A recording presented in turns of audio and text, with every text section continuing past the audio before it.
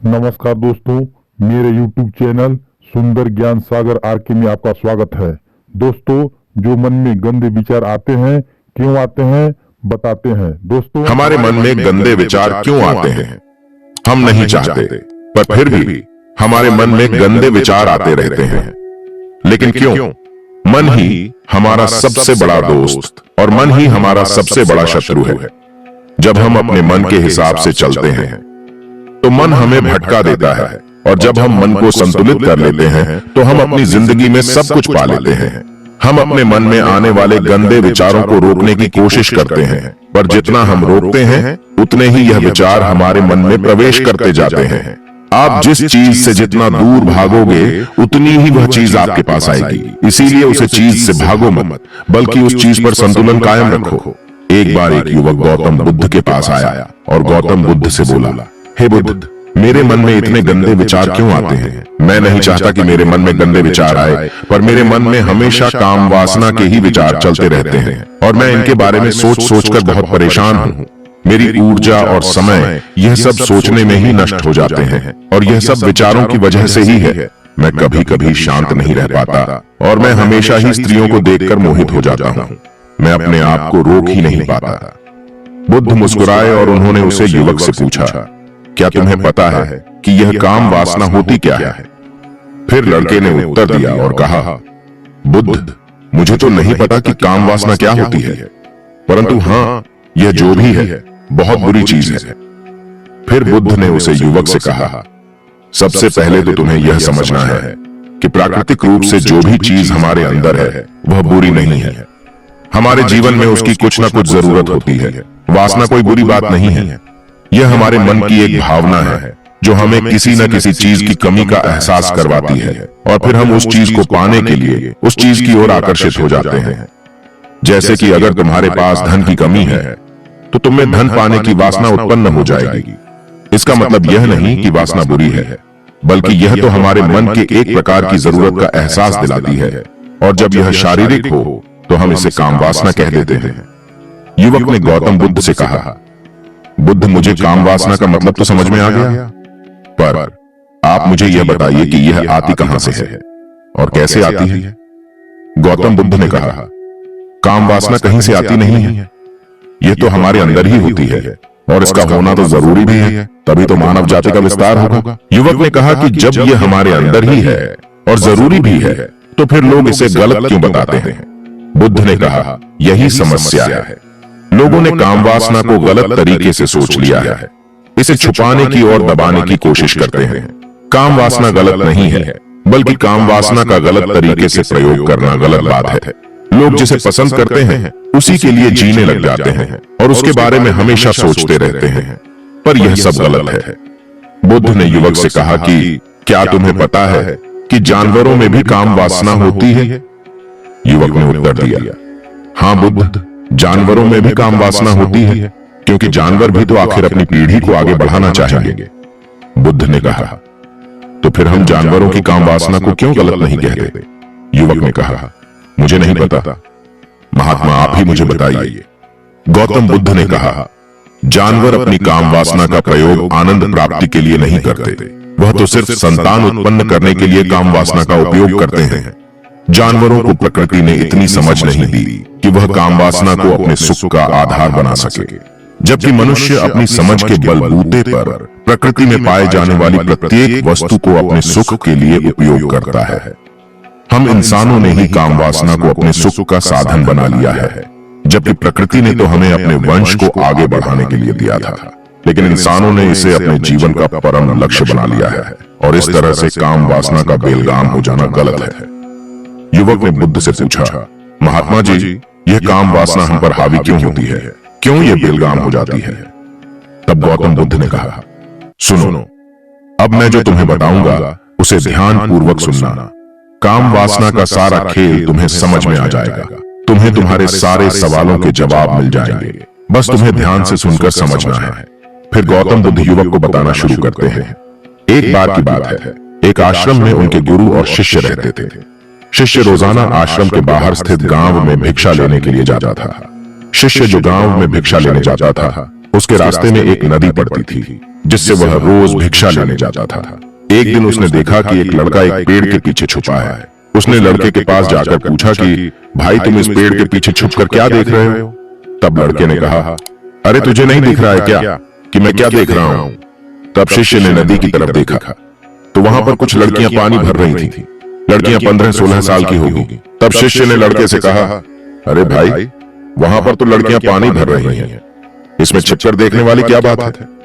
तब वह लड़का शिष्य की तरफ देखकर उसे कहता है, अरे पागल, तुम्हें दिखाई नहीं दे रहा है क्या कि वह परियां कैसे नदी से पानी निकल रही हैं? जरा उनकी अदाओं को देखो, उनके कोमल शरीर को देखो, उनकी पतली कमर मटके को उठाते समय कैसे बल खाती है, और उनके बाल उनकी कमर पर कैसे लहरा रहे हैं, मानो की सुंदरता बिखरी पड़ी हो। शिष्य ने फिर नदी की तरफ देखा। इस बार वह देखता ही चला गया। अभी तक तो उसे कुछ भी नजर नहीं आ रहा था और वह बिल्कुल निर्भय था। उसे किसी भी बात का कोई डर नहीं था। लेकिन अब वह छुपने लगा और उन लड़कियों को देखने लगा जैसे उसने कोई अपराध कर दिया हो। और जब वह छुपकर उन लड़कियों को देख रहा था, तभी वह अंदर से कांप गया और उसने कहा कि यह मैं क्या कर रहा हूं?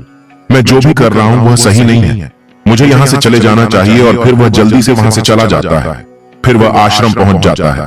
आश्रम जाकर वह अपने कार्यों में लग गया। लेकिन जो अभी वह देखकर आया था वही उसके सामने बार बार आ रहा था। उसके मन में वही दृश्य चल रहा था। उसका मन वही सब कुछ देखने के लिए ललचा रहा था। उसका किसी भी काम में मन नहीं लग रहा था। सुबह होते ही वह रोज की तरह भिक्षा के लिए आश्रम से जल्दी निकल जाता और नदी के पास वाले पेड़ के पास जाता, जहां वह लड़का पहले से मौजूद रहता था। उसके साथ मिलकर लड़कियों को छुपकर देखा करता था। अब वह रोज ऐसा करने लगा। उसका मन अब किसी भी काम में नहीं लगता था। वह हमेशा किसी न किसी प्रकार के विचारों में उलझा रहता था। वह आश्रम के कार्य को भी ठीक ढंग से नहीं कर पा रहा था। न वह ठीक से सो पाता था और न ही वह ठीक से खा पाता था। उसका मन बेचैन सा रहता था। उसका मन बार बार उन लड़कियों के सौंदर्य को देखने के लिए ललचाया करता था। जब गुरु शिक्षा देते थे तब भी उसका मन कहीं और विचारों में खोया रहता था। गुरु ने अपने शिष्य की इन हरकतों को देखा। तब एक दिन गुरु ने शिष्य को अपने पास बुलाया और कहा कि आज से मैं भी तुम्हारे साथ भिक्षा मांगने के लिए चलूंगा। तभी शिष्य गुरु को मना करते हुए बोला, नहीं नहीं गुरुदेव, आप परेशान क्यों हो रहे हो? मैं अकेले ही ठीक से भिक्षा मांग सकता हूं। गुरु ने शिष्य से कहा, ठीक है, तुम अकेले ही भिक्षा मांगने चले जाना। ऐसा कहने के बाद शिष्य भिक्षा मांगने के लिए निकल गया। शिष्य के जाने के बाद गुरु भी आश्रम से निकल गए और शिष्य का पीछा करने लगे कि वह कहां जाता है, किससे मिलता है। यह सब देखने के लिए उसके पीछे पीछे चलने लगे। थोड़ी दूर जाने के बाद गुरु ने देखा कि उनका शिष्य एक लड़के के साथ पेड़ के पीछे अपराधी की तरह छुपा हुआ है और छिपकर कुछ देख रहा है। गुरु भी अपने शिष्य के पीछे जाकर खड़े हो गए, ये देखने के लिए कि आखिर उनका शिष्य क्या देख रहा है, जिसके लिए वह पेड़ के पीछे अपराधियों की तरह छुपा पड़ा है। गुरु ने देखा कि उनका शिष्य पेड़ के पीछे छुपकर लड़कियों को देख रहा है जो नदी से पानी भर रही है। तभी गुरु ने शिष्य से कहा, क्या तुम लड़कियों से भिक्षा लोगे? गुरु की आवाज सुनकर शिष्य का मन घबरा गया और उसके पसीने छूटने लगे। वह थर थर कांप रहा था, जैसे किसी चोर को चोरी करते समय रंगे हाथों पकड़ लिया हो। उसकी हालत खराब हो गई। वह कुछ भी नहीं बोल पा रहा था। वह लड़का जो शिष्य के साथ था वहां से भाग गया, जिससे शिष्य और भी घबरा गया था। उसके मुंह से कुछ टूटे फूटे शब्द ही निकल रहे थे। वह अपने गुरु से नजर मिलाने का साहस नहीं कर पा रहा था। गुरु ने शिष्य की ओर देखा और कहा, मेरा शिष्य तो निर्भय है, उसे तो किसी भी चीज का डर नहीं है, लेकिन यह क्या तुम तो डर के मारे कांप रहे हो? शिष्य ने गुरु से कहा, मुझे माफ कर दो, इसमें मेरा कोई दोष नहीं है। उस लड़के ने मुझे बहका दिया था, लेकिन मैं आपसे वादा करता हूं कि आज के बाद मैं कभी दोबारा ऐसा नहीं करूंगा। मुझे माफ कर दो। गुरुदेव ने कहा कि कोई बात नहीं, पर इस बात का तुम ध्यान रखो कि हम जैसी संगति करते हैं वैसा ही फल हमें प्राप्त होता है। हम जैसी संगति करते हैं उनके विचार हमारे अंदर प्रवेश करते हैं। इसीलिए अच्छी संगति करो ताकि तुम्हारे अंदर अच्छे विचार प्रवेश करें। फिर गुरु और शिष्य आश्रम लौट आए और फिर से आश्रम के कार्यों पर ध्यान देने लगे। उस शिष्य ने उस रास्ते को छोड़ दिया और दूसरे रास्ते से जाने लगा। वह अपने काम को ध्यान से करता था, लेकिन धीरे धीरे उसके अंदर क्रोध उत्पन्न हो गया और फिर वह दूसरे शिष्यों पर क्रोध करने लगा और बेचैन हो गया। अब वह सही समय पर भोजन भी नहीं करता था। वह भोजन भी बहुत कम खाता था। एक रात गुरु शिष्य के पास आए और उससे बोले कि तुमने मुझसे वादा किया था कि तुम अपने मन को नियंत्रण में रखोगे। अब तक तुमने कितनी बार अपना वादा तोड़ दिया है। यह सुनकर शिष्य अपने गुरु के चरणों में गिर गया और रोने लगा। रोते रोते ही उसने गुरु से कहा, गुरुदेव, मैं कई बार अपना वादा तोड़ चुका हूं, फिर वादा कर लेता हूं और फिर हर बार मैं अपना वादा तोड़ देता हूं। मेरा मन मेरे नियंत्रण में है ही नहीं। मैं बहुत कोशिश करता हूं कि मैं अपने मन से सारे बुरे विचारों को निकाल दूं, लेकिन मैं चाहकर भी ऐसा नहीं कर पा रहा हूं। फिर गुरु ने शिष्य से कहा, चलो मेरे साथ। गुरु शिष्य को आश्रम के बगीचे में लेकर गए और शिष्य से कहा, देखो, यहाँ पर कुछ नालियां बनी हुई हैं, जिससे नदी का पानी इन पौधों तक आ रहा है और यह पानी निरंतर भाव से बह रहा है। क्या तुम इस पानी के बहाव को रोक सकते हो? तब शिष्य ने कहा, हाँ गुरुदेव, मैं इस बहाव को रोक सकता हूं। फिर शिष्य ने मिट्टी उठाकर उस नाली के छोर पर डाल दी। वह थोड़ी देर के लिए रुक गया और फिर थोड़ी देर बाद उसे रेत के ऊपर से पानी आ गया।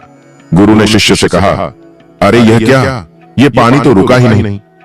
फिर से उसने कुछ कंकड़ पत्थर उठाकर नाली में डाल दिया और फिर थोड़ी देर के लिए पानी रुक गया, लेकिन थोड़ी देर बाद ही उन कंकड़ पत्थर के ऊपर से पानी आने लगा।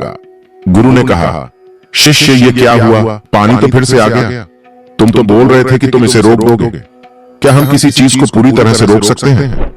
तब शिष्य ने कहा, कोई बात नहीं गुरुदेव, मैं इस पानी को तो आपको रोक कर ही दिखाऊंगा।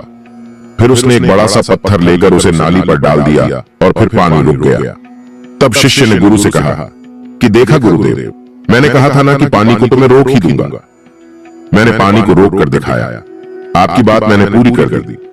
गुरु मुस्कुराए और बोले, अच्छा जरा ध्यान से देखो, पानी रुक गया है। क्या वह तो पीछे की नाली तोड़कर बाहर आ गया और अगल बगल से बह रहा है। और ध्यान से देखो, इस पत्थर के आगे भी आ गया और यह पानी अपना रास्ता बदलकर फिर से आगे की तरफ बह जाएगा। फिर थोड़ी देर बाद ऐसा ही हुआ। फिर गुरु ने शिष्य को समझाया, तुम्हारे साथ भी तो ऐसा ही चल रहा है। तुम बार बार प्रयास कर रहे हो, बड़े से बड़ा प्रयास कर रहे हो, पर हर बार तुम्हारा प्रयास टूट रहा है और यह हमेशा टूटता ही रहेगा। यह पत्थर तुम्हारा प्रयास है और यह पानी तुम्हारे विचार। तुम कितना भी बड़ा पत्थर रख लो, लेकिन पानी तो अपना रास्ता बनाकर ही रहेगा। यह देखकर शिष्य ने पूछा कि गुरुदेव, क्या कोई तरीका नहीं है जिससे मैं इन गंदे विचारों से बाहर निकाल सकूं? गुरु ने कहा, एक तरीका है। यह पानी जिस नदी से आ रहा है, तुम वहां से इस नाली का रास्ता ही बदल सकते हो। गुरु शिष्य को एक नदी के पास लेकर गए जहां से उस बगीचे में पानी आ रहा था। गुरु ने कहा, और कुछ पेड़ पौधे ऐसे भी हैं जिनको रोज पानी की आवश्यकता है, वह तो मुरझाकर मर ही जाएंगे। पानी तो हमें खोलना ही होगा। शिष्य ने गुरु की बात सुनकर पानी का रास्ता खोल दिया। तब गुरु ने पूछा कि अगर हम इस नदी के पूरे पानी को बगीचे की तरफ मोड़ दे तो क्या होगा? शिष्य ने उत्तर दिया, गुरुदेव, वहां पर जितने भी पेड़ पौधे हैं वह सब गलकर नष्ट हो जाएंगे और वहां पर कुछ भी नहीं बचेगा। गुरु मुस्कुराए और बोले, तुम इस बात को समझो, हमें किसी भी चीज को रोकना नहीं है, बस हमेशा संतुलन बनाए रखना है। कम पानी से भी पौधे नष्ट होते हैं और ज्यादा पानी से भी पौधे नष्ट होते हैं। हमारा जीवन संतुलन से ही चलता है। गुरु ने शिष्य से कहा, अगर मैं तुमसे कहूं कि तुम आम के बारे में मत सोचो, तो तुम्हारे मन में सबसे पहले किसका चित्र आएगा? तब शिष्य ने कहा कि गुरुदेव, आम का ही आएगा। गुरु ने कहा कि जब हम गंदे विचारों को जबरदस्ती रोकने का प्रयास करते हैं तो वह और भी मजबूती से हमारे अंदर प्रवेश करते हैं। इसीलिए हमें उन्हें कभी भी दबाने की कोशिश नहीं करनी चाहिए। फिर गुरु ने शिष्य को कहा, हमारे मन में गंदे विचार बुरे लोगों की संगति करने की वजह से भी आते हैं। कभी कभी कामुकता हमारे अंदर होती नहीं है, लेकिन कुछ अश्लील लोगों के साथ रहने की वजह से यह हमारे अंदर हावी हो जाती है। फिर शिष्य ने कहा, गुरुदेव, आप सही कह रहे हैं, मैं अपने मार्ग से भटक गया था। फिर वह शिष्य उस रात बहुत ही चैन की नींद सोया। सुबह अपने कार्यों को पूरे मन से किया और फिर सुबह वह भिक्षा लेने के लिए उसी रास्ते से गया जहां वह लड़का आज भी पेड़ के पीछे छुपकर उन लड़कियों को देख रहा था। वह शिष्य उस नदी पर गया जहां वह लड़कियां पानी भर रही थीं। उसने उन लड़कियों से पानी मांगा और उन लड़कियों में से एक लड़की ने उसे पानी पिलाया। उसने शिष्य के चरण छुए। शिष्य ने उसे आशीर्वाद दिया कि तुम्हारा कल्याण हो, जिससे कि मानसिकता सकारात्मक ऊर्जा से भर जाए। उसके चेहरे पर मुस्कान आ गई थी, जैसे कि उसे कुछ खोया हुआ वापस मिल गया हो। वह वापस अपने रास्ते से जाने लगा। तभी पीछे से वह लड़का आ गया जो कि पेड़ के पीछे छुपा हुआ था। वह शिष्य के पास आया और बोला, क्या बात है, आज तो तुमने नजदीक से दर्शन कर लिए, तुम तो मुझसे भी आगे निकले। तब शिष्य ने कहा, हम हमेशा दूसरों के दर्शन करने में ही व्यस्त रहते हैं, अपने दर्शन कर ही नहीं पाते हैं। तुम कब तक इस पेड़ के पीछे छुपते रहोगे? किसी को पसंद कर लो और उसे बोल दो। अगर वह भी तुम्हें पसंद करती है तो शादी कर लो, लेकिन उससे पहले तुम कुछ बन जाओ, अपने आप को पहचान लो। ऐसे ही अपना समय बर्बाद मत करो। फिर वह लड़का रोज उस शिष्य से मिलने लगा और उसने लड़के को नदी पर न जाने के लिए प्रेरित किया। और फिर वह लड़का अपने जीवन में कुछ बनने के लिए संघर्ष करने लगा। तो तुमने देखा कि संगति का क्या असर होता है। अपनी संगति बदलो, अपने विचार बदलो। गुरु ने शिष्य से पूछा, क्या तुम्हें अपने सभी सवालों का उत्तर मिल गया? तब शिष्य ने कहा, हाँ महात्मा जी, आपका धन्यवाद। तब गुरु ने शिष्य से कहा कि जब तुम्हारे मन में गंदे विचार आए तब तुम अपने आप को दोषी मत मानो। यह शरीर है और यह सब इसने हजारों वर्षों से सीखा है। यह केवल तुम्हारे सोच लेने से या फिर शपथ लेने से टूटने वाला है, ऐसा नहीं है। लेकिन तुम्हारे पास वह शक्ति है, वह जो ऊर्जा है जिसका तुम्हें संतुलित उपयोग करना है। तुम एक जीवित ऊर्जा हो जो कि कुछ भी अनुभव करने के लिए स्वतंत्र है। इसीलिए तुम अपने आप को पहचानो। इस कहानी से हमें यह सीख मिलती है कि हमारे विचारों का महत्व कितना अधिक होता है। हमारे विचार ही हमारे भविष्य की दिशा को निर्धारित करते हैं। हमें सकारात्मक विचारों को अपने मन में पूरी शक्ति के साथ अपनाना चाहिए ताकि हम सही दिशा में आगे बढ़ सकें। यदि मेरी वीडियो अच्छी लगी हो तो चैनल को लाइक, सब्सक्राइब एवं शेयर करें और कमेंट में नमो बुद्धाय लिखें मेरे दोस्त।